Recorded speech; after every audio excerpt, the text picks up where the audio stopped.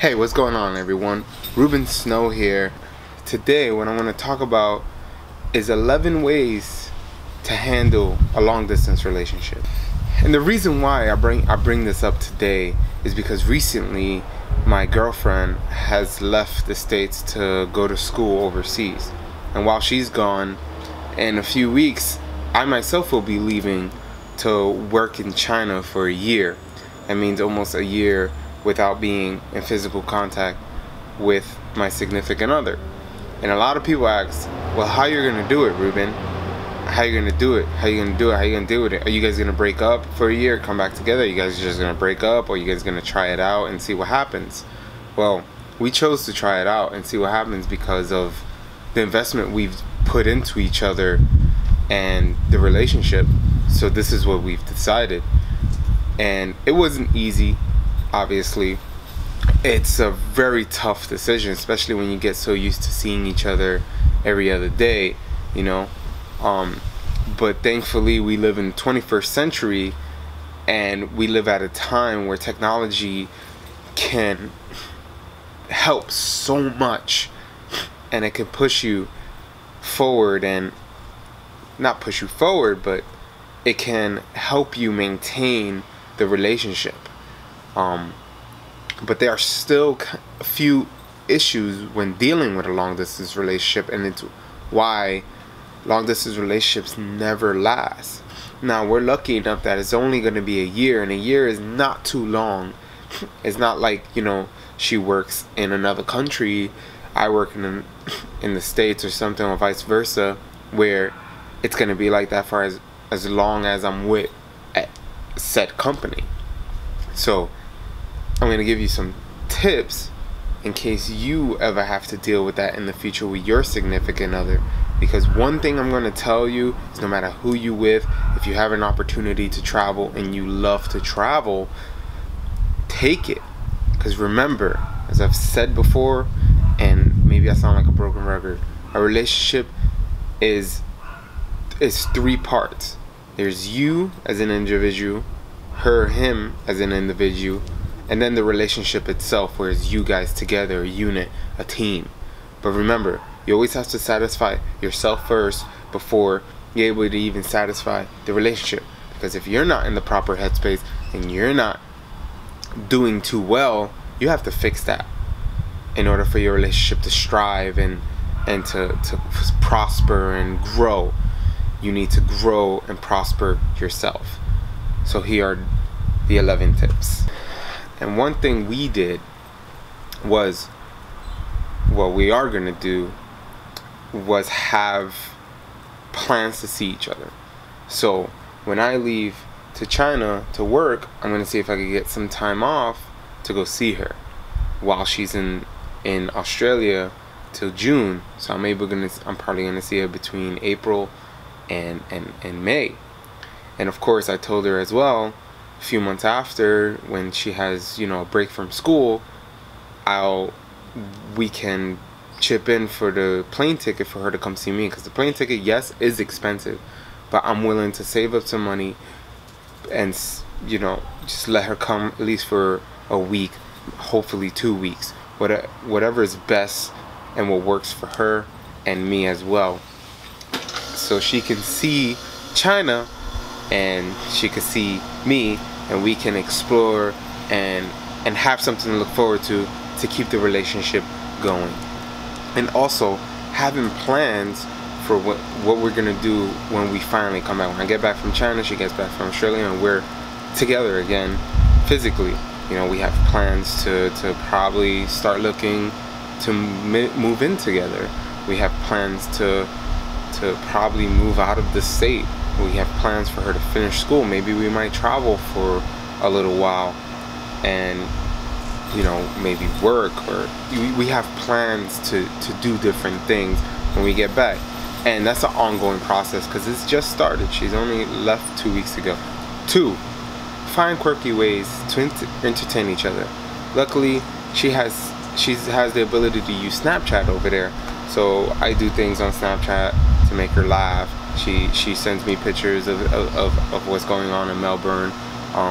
She sends me, I asked her to send me a daily photo of herself, and I have a plan on what I'm going to do with those daily photos she sends me. It's going to be a nice little project while she's in Australia, daily pictures, and just quirky ways, fun ways to entertain each other using technology, which is amazing. Thankful for this technology. Not only that, but in the past I've made countless videos with her. I've made videos for her. So at any moment she feels any way of loneliness or she wants to see me, she can always bring up those videos. They're there forever. She can bring up those videos and just enjoy the time we had together and great memories. It'll make her happy and make her feel good. 3 is what I kind of stated already, using technology. So finding times to FaceTime each other or Skype, where you can see each other, we can talk, and we can get each other up to speed, whether that's talking about anything when it comes to family, when it comes to friends that are probably back in the States, or new friends you've made. Any kind of these scenarios, we can talk about it, and it just works. I mean, that technology, there's so much vast things we can do with the technology. But one thing that's a warning that I've heard of a lot of people, something we're pretty good at, is over communicating. We don't really over communicate. I mean, especially since she's in another country at the moment and our times vary differently, we only get a few hours each day to speak to each other. But even within those hours, we're not constant on each other's back. You know, she's doing things, I'm doing things, or I'm sleeping, and we just get to enjoy those few hours of talking, and it's exciting and fun because I'm trying to see, I want to know what happened that day, what she did, what's new and exciting food she had, or maybe new and exciting place she went to. And same when it comes to me. Fortunately, I'm still in currently I'm in Florida, but it's not like I'm in China where it's like I'm exploring and trying different things as well. But when that does happen, I'll be able to tell her all about her as well. 5, I kind of already said as well. It's about sharing memories. Oh, so blurry. Come on, focus back. Sharing memories. So anything you do, share the memory, whether they're awake or not. I still send a message. Maybe I send a video, Snapchat. And not only that, but everything I'm doing, I'm kind of like making little videos to put together and that I can upload onto YouTube, and she can watch and see, like, this is my life, and it's keeping me in her mind. And she's sending me pictures. She's not really a video person, but I can kind of see it as well. It's knowing each other's schedule. So she's 16 hours ahead. I'm still on New York Eastern time. Knowing our schedule, knowing when she wakes up or when she has class or anything like that, we can go like, hey, let's FaceTime tonight. It'll be at this time for you, this time for me, or yeah, we can talk throughout the day. I don't have to worry about why she's taking so long to answer me, or vice versa, because we know each other's schedule and what's going on, and maybe this is why we're busy. Because that's something when you're far away from, when you're far away from each other, you know that you are gonna constantly be thinking about, oh, what are they doing? What if something happened? Because I'm probably worried because she's in another country and I don't know what's going on out there. I mean, Australia is not dangerous, and the crime rate is really low, so I have nothing to worry about. Send them gifts. We have the internet once again, as long as you know each other's addresses. You send maybe a little postcard if you've traveled somewhere. You could send you know, quirky things, maybe a t-shirt, a pair of underwear, some cool flip-flops, any little gift you think that will make them smile and laugh, that you guys maybe have an inside joke with. For example, like my girlfriend, I called her Pikachu when we first met because she's really white and she has like red cheeks, like Pikachu has the red cheeks. So ever since then, I always get her little things that have like a Pikachu saying. I've gotten her slippers before. I've gotten her a Pikachu keychain.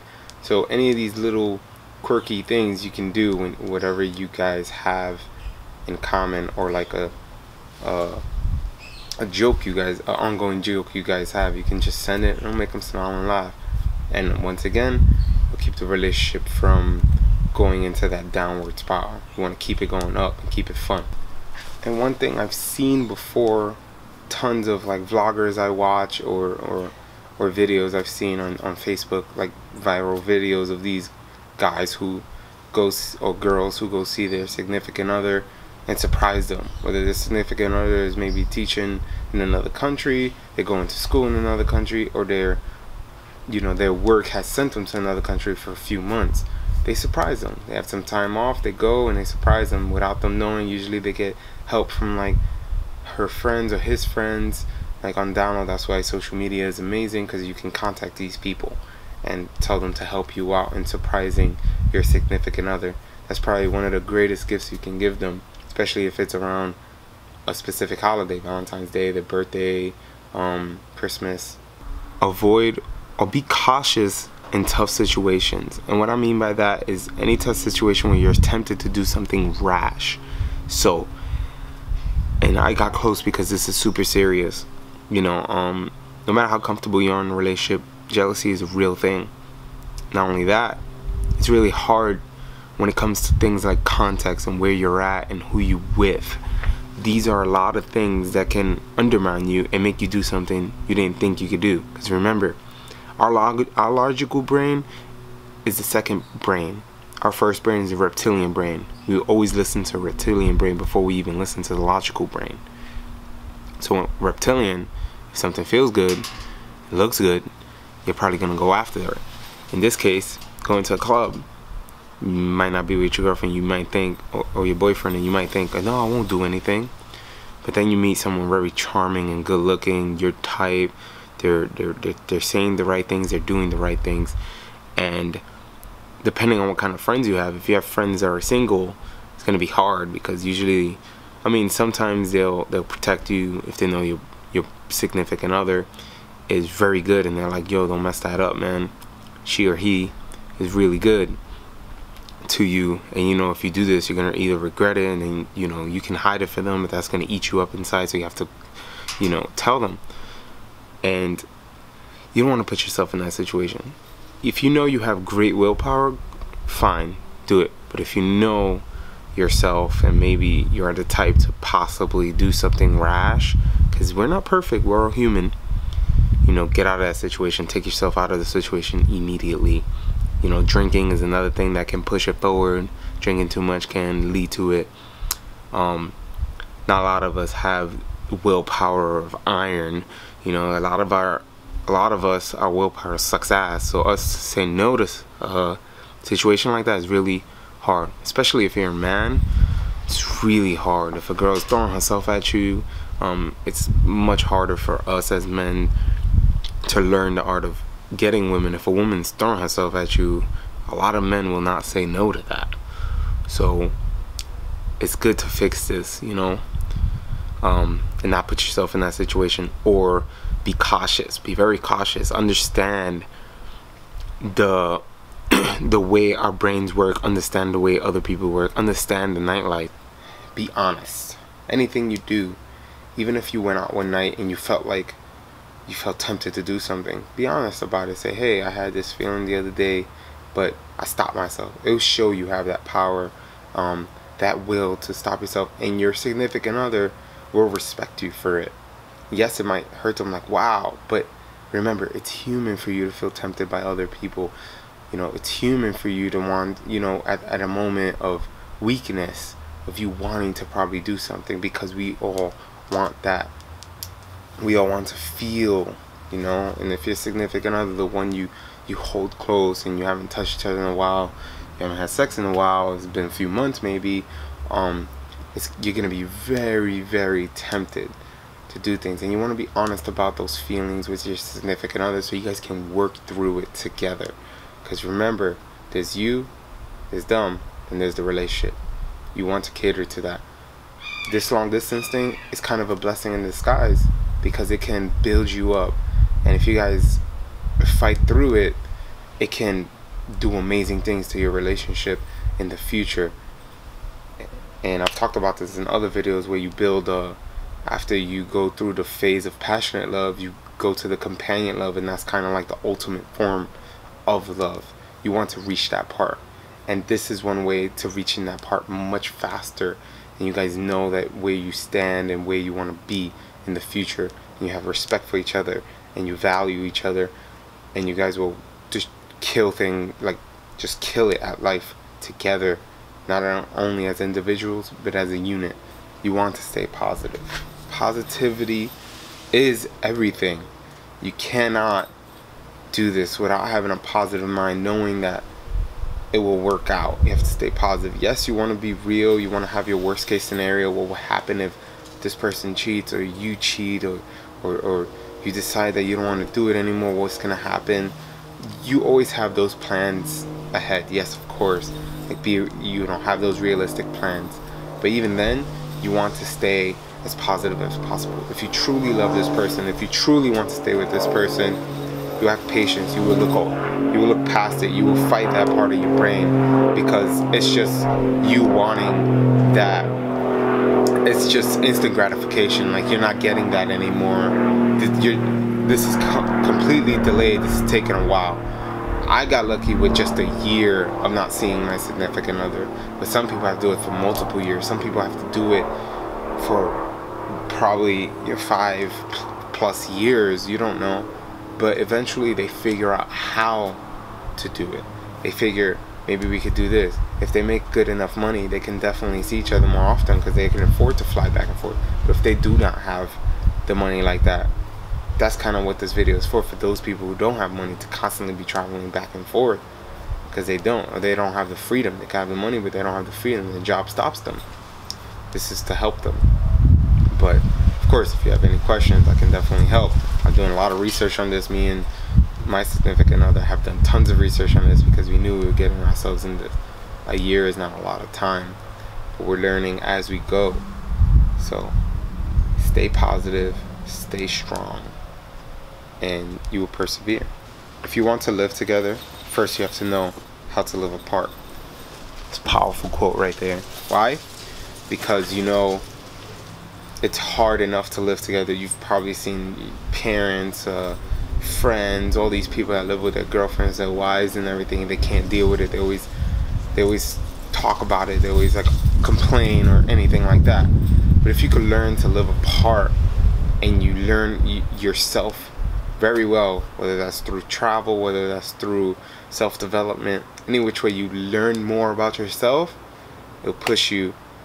And when you guys live together, since you know yourself, you know how you are, you can tell them, and they can respect you for telling them, and you guys can work out your differences, and the arguments won't be as common, and you guys can do stuff to, you guys can work it out together, when arguments arise, and like, maybe this person's messy, maybe this clean, you can find a middle ground, or maybe you guys are both clean, maybe you like things in specific places, maybe you even eat differently, so you have to make multiple meals. What will you want to accomplish when you guys come together in the future? And that's something that me and my significant other is doing. I hope you do. So learn to live apart before you decide to live together. And along this relationship, we're definitely doing that, living apart for X amount of time to move in together in the future and build your empire with your significant other. Be a king and a queen. That's what we all strive for. So that's the end of this video. Hope you enjoyed. Expect the video for next week, and as always, stay awesome.